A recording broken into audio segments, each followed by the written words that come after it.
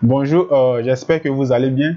Cette nouvelle vidéo va consister à vous montrer comment appliquer les instructions de quota plein. Comme je l'ai annoncé dans les pages et dans des groupes Facebook, aujourd'hui j'ai décidé de vous réaliser cette vidéo pour que vous puissiez comprendre. Parce que je sais qu'il y a des gens qui ont ce logiciel, mais ils ont du mal à comprendre le logiciel, ils ont du mal à l'interpréter. C'est dans ce sens-là que j'ai décidé de réaliser cette vidéo. Donc si ma vidéo t'a plu, tu t'abonnes, tu actives la cloche de notification, tu me lâches un commentaire pour ne plus rater les prochaines vidéos que je vais expliquer. Parce que je vais aussi expliquer plein d'autres logiciels au fur et à mesure qu'on va progresser dans la progression des cours de logiciels d'architecture. Donc tout d'abord, je vais me diriger maintenant sur le logiciel en question qui est quota plein. Vous venez juste ici, vous cliquez. On va patienter jusqu'à ce que le logiciel s'ouvre. Et pour quelqu'un qui l'a sur son ordinateur, bon, ça dépend aussi de la version. Vous allez voir que l'interface du logiciel s'affiche comme ça. Et ici, c'est des projets que j'ai déjà réalisé des devis. Donc, je vais prendre ces projets-là pour vous expliquer, pour que vous compreniez mieux comment fonctionne quota plein. Et pour celui qui vient de me connaître et qui vient de tomber juste sur cette vidéo, je te conseille de suivre les autres vidéos que j'ai déjà expliquées pour que tu puisses comprendre la marge de progression de quota plein. Donc ici, c'est un studio que j'ai déjà réalisé le devis.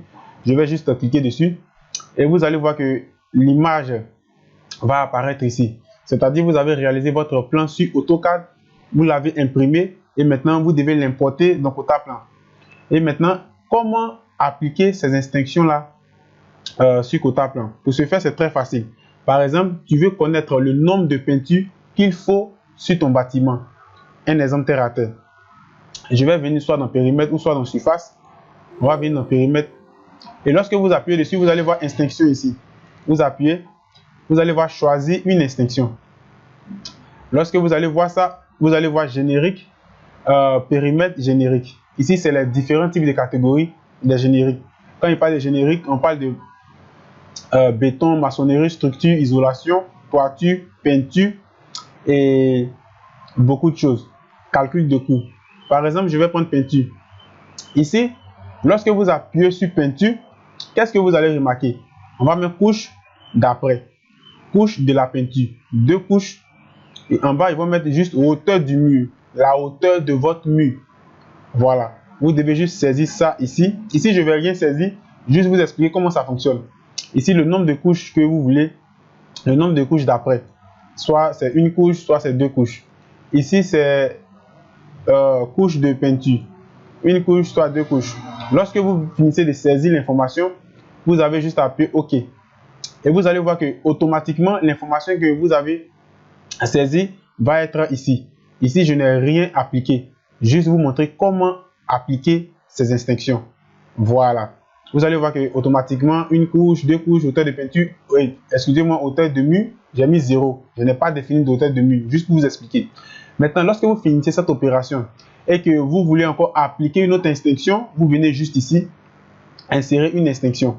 Vous cliquez, par exemple, je veux appliquer l'instruction du béton. Par exemple, du béton. J'applique et vous allez voir que une petite page va s'ouvrir juste en bas. Vous demandez de saisir les informations en fonction de votre construction. Vous allez voir unité de résultat, mètre cube. Ici, vous allez voir beaucoup de choses ici.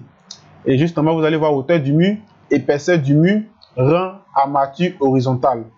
Épaisseur, armature verticale, rang, armature verticale. C'est-à-dire, c'est des informations que vous devez vous-même saisir en fonction de votre conception architecturale.